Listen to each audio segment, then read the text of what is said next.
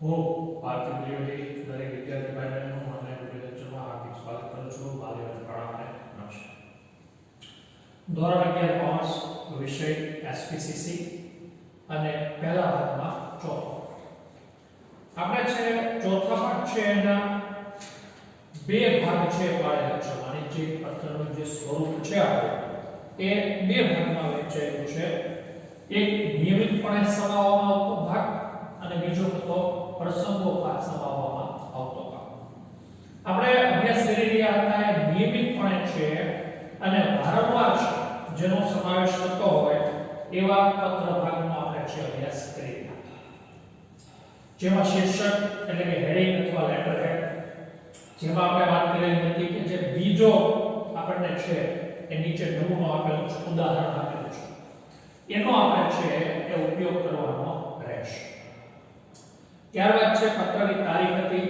બે પદ્ધતિ આપેલી છે, અમેરિકન પદ્ધતિ અને બ્રિટિશ પદ્ધતિ. જેમાં આપણે છે એ વધારે છે એ બ્રિટિશ પદ્ધતિ છે એનો ઉપયોગ કરશું, જેથી કરીને છે જે આપણી તારીખ લખવાની પદ્ધતિ છે એક સરખી રહે, સમાન રહે. ત્યારબાદ આંતરિક સરનામું હતું. પત્ર જે મેળવનાર છે એ અને એની સાથે છે એ માનવાચક જે શબ્દોનો આપણે ઉપયોગ કરવાનો હતો, પ્રયોગ કરવાનો હતો, એની વિશે આપણે વાત કરી ગયા. ત્યારબાદ છે એ સંબોધન હતું, સેલ્યુટેશન. એમાં ક્યારે છે એ અલ્પવિરામ અને ક્યારે છે એ મહાવિરામ એ ઉપયોગમાં લેવું એની આપણે વાત કરી ગયા. ત્યારબાદ હતું પત્રનો મુખ્ય ભાગ, જે ત્રણ ભાગમાં વહેંચાયેલો હતો: પ્રારંભિક ફકરો, મધ્ય ફકરો અને અંતિમ ફકરો. આપણે અંતિમ ફકરામાં એવું જોયું કે જે મુજબનું સંબોધન હશે એ મુજબનું છે એનું સમાપન છે થતું જોવા મળતું હોય છે. પાના નંબર 23 શુભેચ્છા દર્શક સમાપનથી આપણે આગળ છે આજે અભ્યાસ કરવાનો છે, ભણવાનો છે, સમજવાનો છે. જે પત્રની શરૂઆત યથાયોગ્ય છે એક સંબોધનથી કરવામાં આવી, તે જ રીતે છે પત્રના અંતમાં અનુરૂપ શુભેચ્છા દર્શક સમાપન છે થવું જોઈએ અથવા તો કરાવવું જોઈએ. આ બહુ સ્વાભાવિક છે વાત જોવા મળે છે. આપણે આગળ જે અંતિમ ફકરો છે એમાં જે આપણે વાત કરી હતી એ અહીંયા આગળ છે એ પુનરાવર્તિત થાય છે કે જે રીતનું સંબોધન છે, તમે આત્મીયતાથી સંબોધન કર્યું છે તો અંત છે એ પણ આત્મીયતાથી આવશે. તમે એની શરૂઆત છે પ્રોફેશનલ વ્યાવસાયિકથી કરી છે તો અંત પણ વ્યાવસાયિકતાથી લાવવાનો રહેશે. તો જે મુજબની જે શરૂઆત છે એ મુજબ છે એનો આપણે અંત છે લાવવાનો રહેશે. શુભેચ્છા દર્શક સમાપન દ્વારા પત્ર લખનાર અને પત્ર મેળવનાર વ્યક્તિઓના સંબંધની નિકટતાનો વિશેષ ખ્યાલ આવે છે. તમે કેટલા એકબીજાની નજીક છો એ સ્પષ્ટ કોના ઉપરથી થશે તો કે છે આ શુભેચ્છા દર્શક સમાપન ઉપરથી પણ થશે. કારણ કે તમે જો સંબોધન મુજબનું કર્યું છે તો તમારી નિકટતા વધારે છે, અને તમારી નિકટતા વધારે છે તો તમે છે આના ઉપરથી જોઈ શકો છો, જાણી શકો છો અને સમજી શકો છો. અગાઉ જોયું તેમ સંબોધન અને શુભેચ્છા દર્શક સમાપન આ બે ભાગની એકબીજા સાથે સીધો સંબંધ છે. આપણે આ વાક્યને બધાને કરશું મેં કીધું એમ ઉપર આ વસ્તુ આપણે જોઈ ગયા હતા અને સમજી ગયા હતા. તો સંબોધન છે એ અને સમાપન છે એકબીજા સાથે છે એ સીધો સંબંધ ધરાવે છે. જો આત્મીય હશે સંબોધન તો અંત પણ આત્મીયતાથી કરવો પડશે.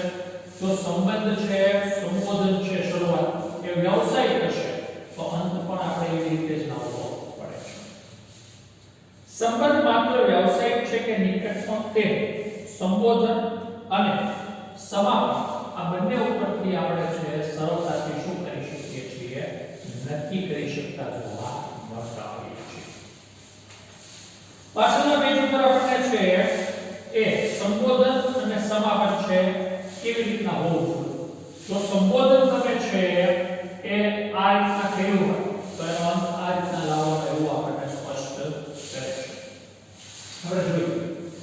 જો તમે સંબોધન છે શરૂઆતમાં છે કે ડિયર સર, ડિયર મેડમ કે ખાલી સર થી કર્યું હોય તો સમાપનમાં હંમેશા છે એ યોર્સ ફેથફુલી આપનો વિશ્વાસ એવું કરી અને તમારે છે એ શું કરવું જોઈએ? પત્રનું સમાપન કરવું જોઈએ. સામે આપણે કહે છે ફોર્માલિટી માટે કે વાણિજ્યિક પત્રોમાં છે જે ઔપચારિક પ્રકારના પત્રો છે તો એના માટે આ બાબત છે કેવી છે? વધારે પ્રચલિત છે, વધારે છે ઉપયોગમાં લેવાતી છે એ જોવા મળે છે. ડિયર સર, ડિયર મેડમ એ ખાલી સર હોય તો યોર્સ ફેથફુલી આપણે ખાલી છે દર્શાવવાનું રહેશે. હવે સંબોધનમાં છે dear mister Sheikh, dear mister Pathan અથવા ડિયર નરગીસ, આવું જો આપણે છે સંબોધન કર્યું હોય તો સમાપન આપણે કેવી રીતે કરવાનું રહેશે? યોર્સ સિન્સિયરલી છે એની રીતે એ આપણે શું કરવાનું રહેશે? સમાપન કરી દેવાનું રહેશે. આ એક અનૌપચારિક પત્ર હોય તો આપણે છે એમાં આ વસ્તુ છે શું કરવાની રહેશે? દર્શાવવાની રહેતી જોવા મળતી હોય છે. તો આ ડિયર સર હોય, ડિયર મેડમ હોય તો yours faithfully, dear mister Sheikh હોય અથવા તો છે ડિયર થી છે માત્ર શરૂઆત કરી હોય તો સાથે યોર્સ સિન્સિયરલી પણ આપણે લગાડી શકીએ છીએ. પણ આ અનૌપચારિક પત્રોમાં છે વધારે આપણને જોવા મળશે. છેલ્લું છે માય ડિયર જેહાન અથવા માય ડિયર નેન્સી, જેમાં યોર્સ ટ્રુલી અથવા તો ખાલી યોર્સ એવું કરી અને આપણે પત્ર છે એનું સમાપન કરવાનું. તો ગુજરાતીમાં છે એ આવી કોઈ જરૂરિયાત છે એ રહેતી નથી હોતી. પણ યોર સિન્સિયરલી જેવા શુભેચ્છા દર્શક સમાપનમાં યોર્સ માં છે વાય કેવો હોવો જોઈએ? કેપિટલ. સિન્સિયરલી માં છે એમાં s નો સ્મોલ છે તરીકે આપણે ઉપયોગ કરવાનો રહેશે. તો આ દરેક બાબતો છે કયો અક્ષર છે એ કેપિટલ લેવો, કયો સ્મોલ લેવો એ ખાસ છે ઇંગ્લિશમાં છે એ જરૂરિયાત રહેતી હોય છે. ગુજરાતી માટે છે આવી કોઈ રિક્વાયરમેન્ટ હોતી નથી. ત્યાર પછી કે છે ક્યારે એપોસ્ટ્રોફી s નો ઉપયોગ કરવો, જેને આપણે છે એ સામાન્ય ચિહ્ન છે આપણે દર્શાવીએ છીએ ઉપર છે કરાતું હોય છે એ રીતે. પરંતુ છેલ્લે અલ્પવિરામ એટલે કોમા છે એ મૂકવામાં આવતું જોવા મળે છે. એ નીચે નામ લખીએ ત્યારે એ વસ્તુ કેવી થતી હોય છે? પૂર્ણ થતી જોવા મળતી હોય છે. પણ ત્યાં પાછું આપણે છે પૂર્ણ વિરામ કરવાનું રહેતું નથી. તો વિદ્યાર્થી ભાઈઓ આ જે વસ્તુ હતી એ આપણી કેવી હતી? શુભેચ્છા દર્શક સમાપનની હતી. આપણને જે કોષ્ટક આપ્યું છે અને એ કોષ્ટકની નીચેનું જે વાક્ય છે એ બંને આપણા માટે કેવું રહેશે? અગત્યના રહેશે, ઉપયોગી રહેશે. ત્યારબાદનો જે મુદ્દો છે એ છે સહી અથવા હસ્તાક્ષર, જેને આપણે સિગ્નેચર તરીકે ઓળખીએ છીએ. શુભેચ્છા દર્શક સમાપન પછી પત્ર લખનાર પોતાની સહી કરે છે અથવા તો તેનું આખું નામ લખે છે. આવું જનરલી છે સામાન્ય રીતે છે એ દરેક પત્રમાં આપણે કરતા હોઈએ છીએ. હવે તો ડિજિટલ સિગ્નેચર આવી ગઈ છે એટલે એક જ સરખી સહી છે દરેકમાં આપણે જોઈ શકીએ છીએ. અથવા તો તેનું આખું નામ લખે છે. ઘણીવાર ઘણા લોકો આખું નામ પણ લખે અને પછી નીચે શું કરતા હોય છે? સિગ્નેચર કરતા હોય છે, સહી કરતા હોય છે. જો પત્ર લખનાર ટૂંકી સહી કરવાનું પસંદ કરે અથવા સહી અવાચ્ય હોય એટલે વાંચી શકાય એવી ન હોય તો તેની સહી બાદ કૌંસમાં તેનું શું કરવામાં આવે છે? નામ લખવામાં આવે છે. ઘણા ડોક્ટરી ભાષામાં છે એ સહી કરતા હોય ખબર ન પડે કે શું છે. તો આવા સંજોગોમાં છે એ નામ લખવું કેવું રહેશે? હિતાવહ રહેશે. તમે વાક્ય અંડરલાઈન કરજો. જો પત્ર લખનાર ટૂંકી સહી કરવાનું પસંદ કરે અથવા તો સહી છે વાંચી શકાય એવી ન હોય તો આવા સંજોગોમાં છે કૌંસમાં નામ લખવું કેવું બની જાય છે? જરૂરી બની જાય છે, ફરજિયાત બની જાય છે.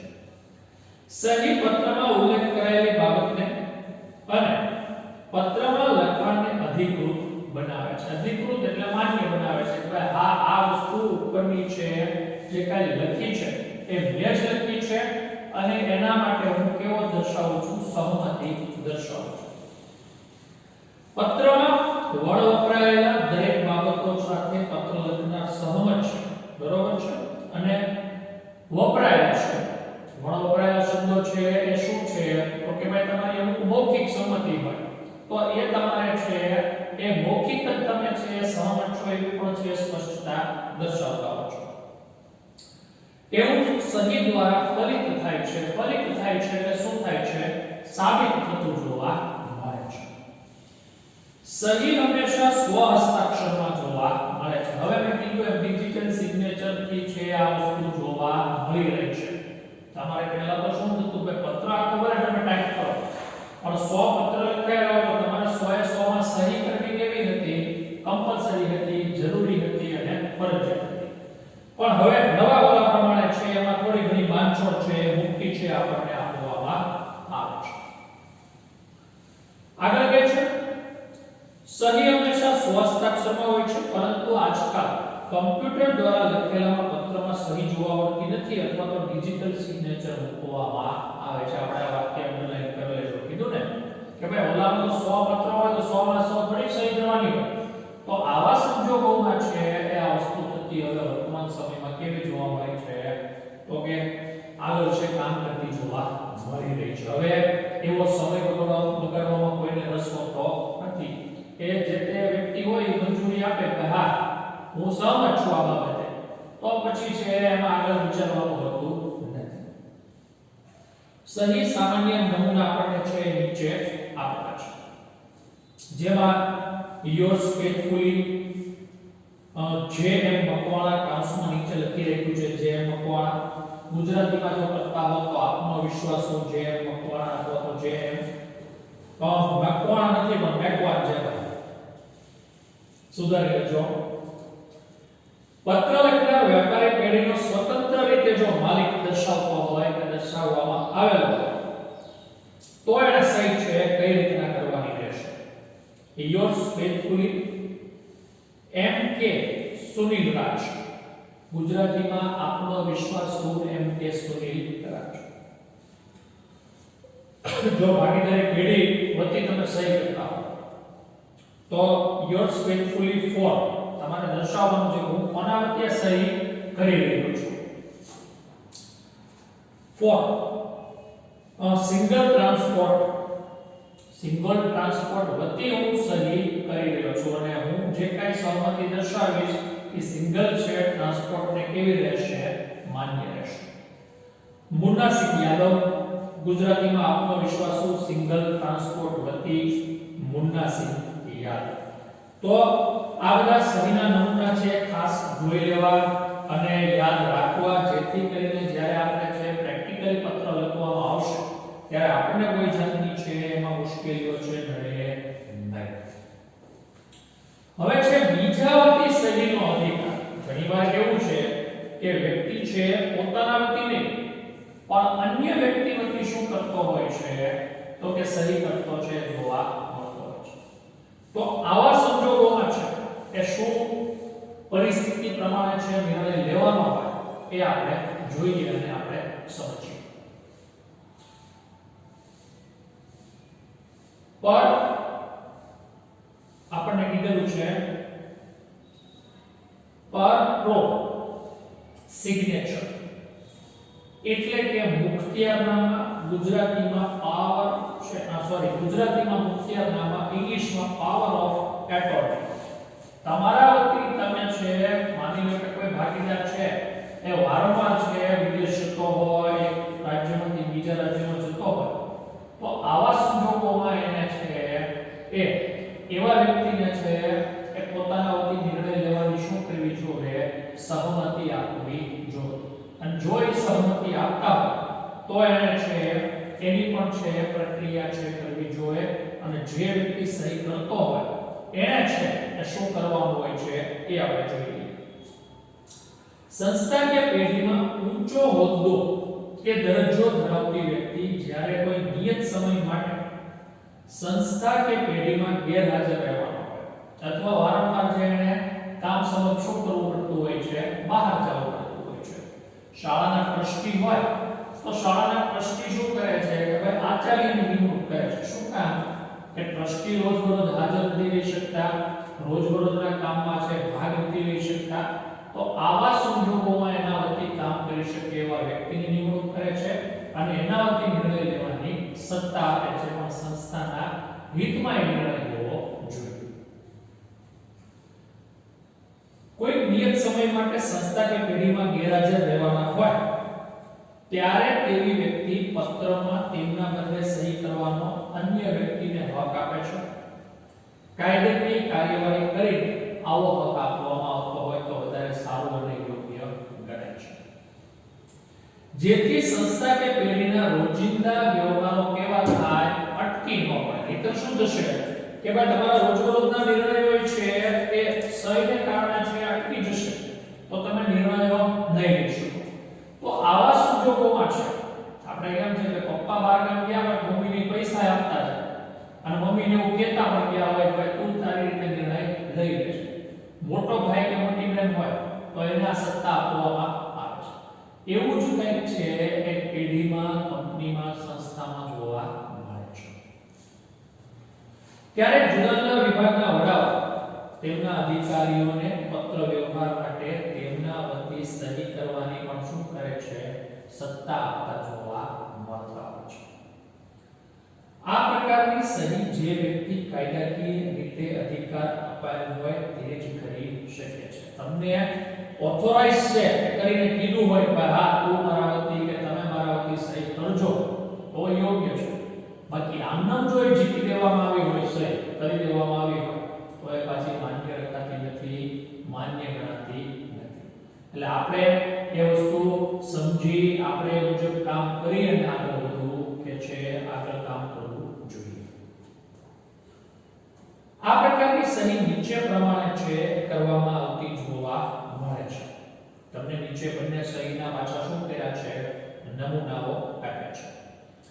દાખલા તરીકે આપનો વિશ્વાસુ ધી ઓસ્કાર કેમિકલ્સ લિમિટેડ વતી RM પરમાર મેનેજર સેલ્સ વિભાગ. તો એને બધી જ સ્પષ્ટતા કરી કે ભાઈ હું કોના વતી સહી કરી રહ્યો છું, ધી ઓસ્કાર કેમિકલ્સ લિમિટેડ વતી, અને આ મારું નામ છે, હું આ ડિપાર્ટમેન્ટમાં છું અને મારો હોદ્દો છે આવવા રહેલો જોવા મળે છે. ઇંગ્લિશમાં બાજુમાં આપેલી છે યોર્સ ફેથફુલી અને the Oscar chemicals limited RM Parmar manager અને સેલ્સ વિભાગ. આ મુજબનું કામ છે કે કરેલું હશે આપણે તો આપણને ભવિષ્યમાં મુશ્કેલીઓ નહીં પડે. અત્યારે કદાચ છે એવું બને કે કામ કરવામાં કે આ બધી વસ્તુઓમાં શું થાય તો કે મુશ્કેલીઓ પડતી હોય, નડતી હોય, પણ આ બધી બાબતો છે એ સારી રીતે છે એ આગળ વધવા અને વધારવા માટે છે આ મુજબના નીતિ નિયમો મુજબ કામ થવું કેવું હોય છે, જરૂરી હોય છે. તો આજના આપણા બે મુદ્દાઓ રહ્યા, એક શુભેચ્છા દર્શક સમાપન અને બીજું હતું સહી અથવા હસ્તાક્ષર અથવા સિગ્નેચર. દરેક છે એના આપણને નમૂના સાથેની છે વિગતો આપેલી છે, એટલે આપણે એ મુજબ જ છે એ પ્રયત્ન કરવાનો કે જેથી કરીને આપણને મુશ્કેલીઓ ન પડે. આપણે જે એનાલાઇઝ કરાવેલી હોય છે એ ઘટકામાં છે તમારા ભાગે છે એ 3 વાર રહેશે.